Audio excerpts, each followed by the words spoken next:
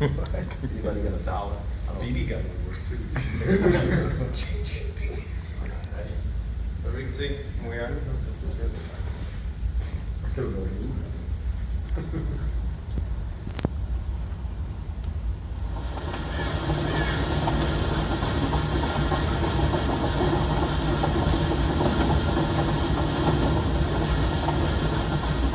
Hi, I'm Matt King.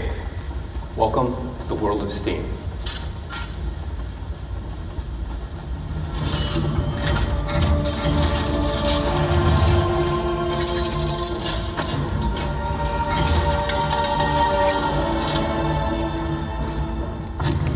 The world of STEAM is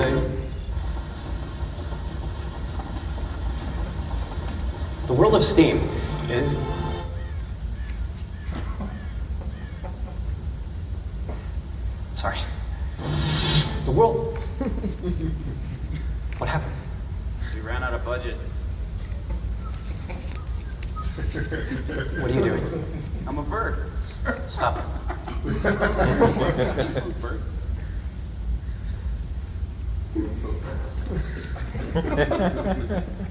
Kickstarters, we need your help. You see, I've loved steampunk for years. Jules Verne, H.G. Wells, Lovecraft, but I wasn't seeing the worlds that I read on screen. So I decided to create the world of STEAM, a set of Twilight Zone-like episodes set in a steampunk universe. Let's see what we've already shot. Action!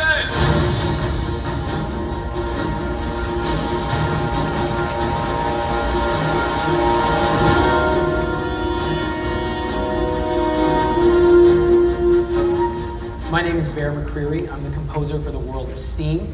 I've been very fortunate to work on a lot of really exciting science fiction and fantasy projects. I've scored shows like Battlestar Galactica, Terminator the Sarah Connor Chronicles, Caprica, The Cave, Human Target. The thing that I find the most exciting about steampunk as a genre is that there's no rules. It's a little bit of science fiction, it's a little bit of historical fiction, it's a little bit fantasy.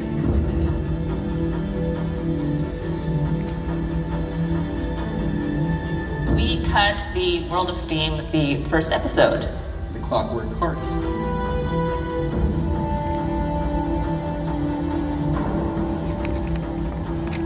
You guys might know my work from my frequent collaboration with Joss Whedon, Mr. Joss Whedon, who I adore. We've worked together since Buffy, Angel, Serenity, and then most recently Cabin in the Woods and Avengers, where I met Tommy. Lisa and I collaborated very well together. Creatively, we were on the same page. I would say the biggest challenge for the World of Steam Clockwork Heart was making the visuals sort of flow seamlessly, as though it was on a similar pace as a Clockwork Heart itself. For a musician, this just opens all the doors. Basically anything is possible. Take a choir and a celesta and an orchestra and throw in some old gears and cogs and machine parts and mix it together into something totally weird. So much potential for amazing sound work, amazing music. It adds just such an element of the unexpected, and what you can do in that world is unlike anything else.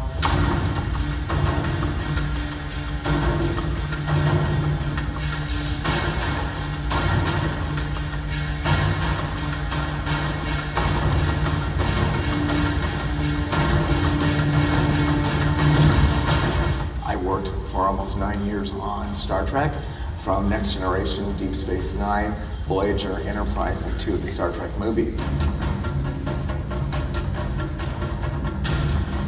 I worked on a film called AI, Artificial Intelligence. We had some early designs that weren't used that were like cracked porcelain dolls. I was able to integrate some of the things that I've already tested and come up with a pleasing design that now was They're really gonna yell, man. There's no What button. I did, I unlinked them for the on the other side. Oh, you did? Oh, Yeah, sweet. Also got some gears and springs and all sorts of fun things to make her actuate. Is that better? We've got incredible designers, award-winning writers, and world-class musicians all ready to work on this project and create some amazing worlds. One of the things I've always admired about Matt is his ability to find really exciting and interesting people to work with. And World of Steam just has incredible talent behind the scenes, in front of the camera. There's so much to explore in the steampunk universe, and bringing someone like Matt King to the project Ultimately boosted to another level.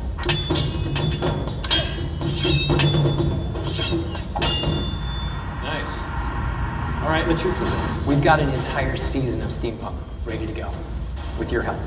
Automatons and mad scientists, duelists, and even demons with identity crisis waiting in the wings. But we need your help. Your donations will go towards the completion of all post-production on the pilot episode of The World of Steam, The Clockwork Heart, including color grading, visual effects, sound design, music, art. It will also allow us to begin pre-production on the first season of The World of Steam. Why Kickstarter? Kickstarter has been an invaluable resource in allowing thousands of creatives just like us to bring deep science fiction stories to life and connect to audiences everywhere. Kickstarter crowdfunding puts the power back in the hands of the creatives and allows us to bring you complex characters, unique storylines, fantastic special effects, and worlds like you've never seen before. We'll make as many of these episodes as you want. If we get overfunded by your generous donations, we're just going to keep on going.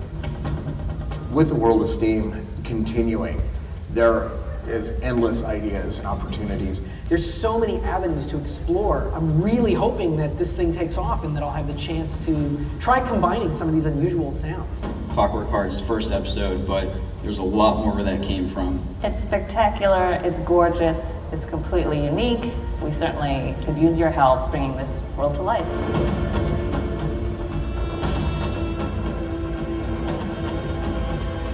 Hey, I'm Catherine Tabor. I play Padme on Star Wars The Clone Wars and Leia in the new Star Wars Detours. My episode of The World of Steam is called The Secret Language of Flowers.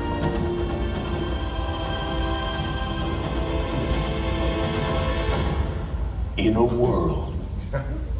Oh, hi. I'm Phil Lamar from Futurama, and we need your help. In a world of steam.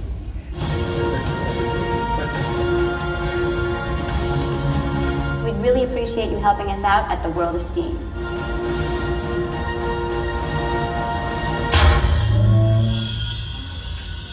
You might have to do that again. I might have jumped. Woo! All right.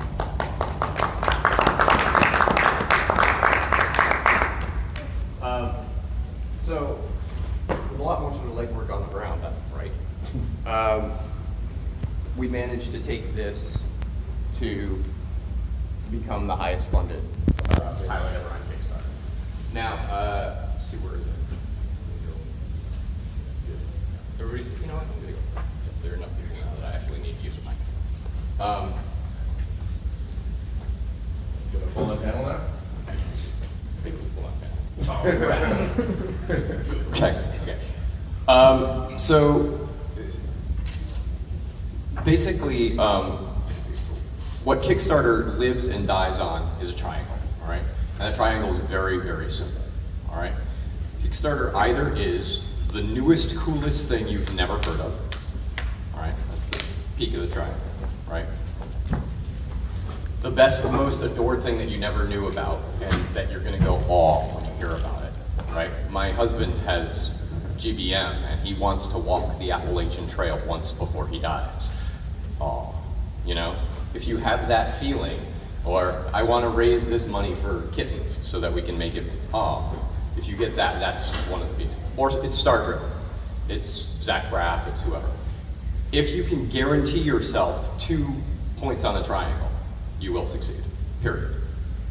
If you only get 1, then you have to make sure that that 1 is the best possible thing that it can be. Now, what I decided when I was walking in, I was like, okay, nobody knows us from Adam.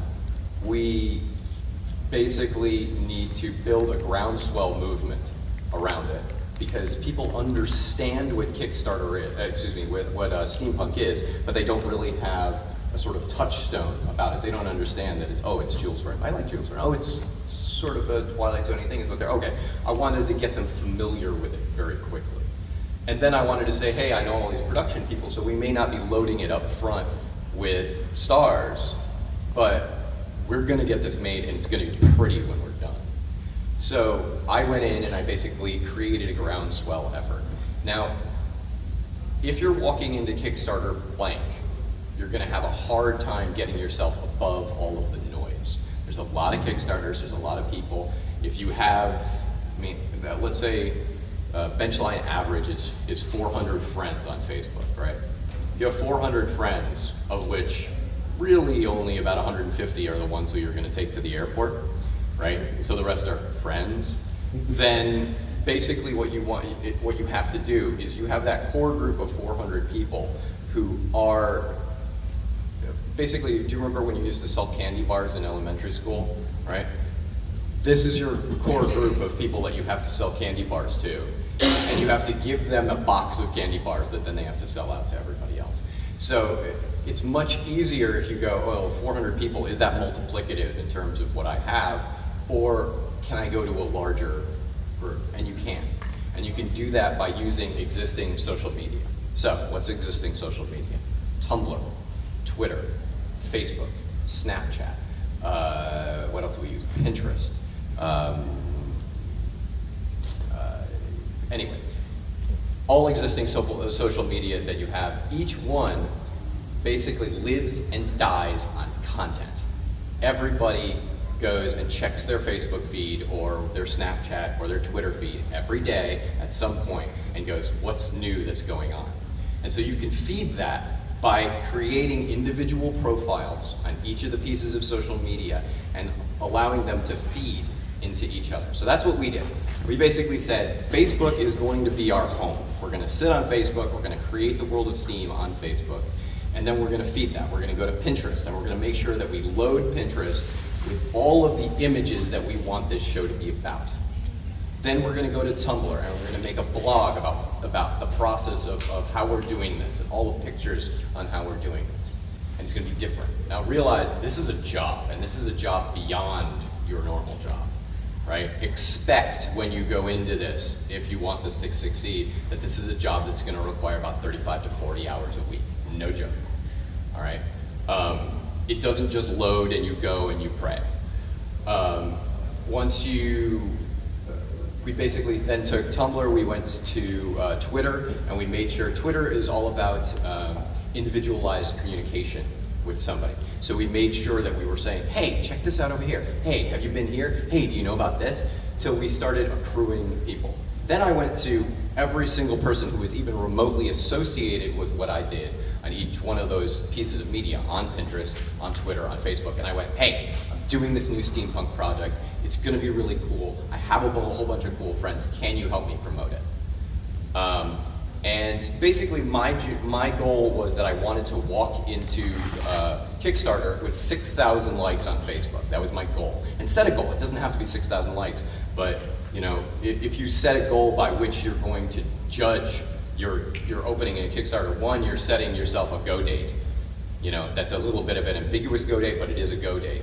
And two, you're saying this is the benchmark by which we can succeed. So I said I wanted to walk in with 6,000 likes by the time we started. We walked in with 20,000 likes, which was unreal. Right now, our Facebook page, because we've kept it going, is up at 75,000 likes, and we're moving 1.9 million eyes a week. That kind of social media push by the end of it is something that's incredibly useful, and it was largely because we went out and we said, hey, this is our idea, it's really cool, let's go, and then BuzzFeed and Wired and all of these other things picked us up. Okay, so the next thing, once you've decided to walk in with your groundswell effort, is to create the video. Now, you'll notice in that video, I'm doing exactly what I want to do with the show itself, is I never want to let the audience get ahead of me, ever, right? I want to come in and I want to go, this is the world of STEAM. What's the world of STEAM? Well, you just welcomed me. I'm in a house. How did I get in this house? Okay.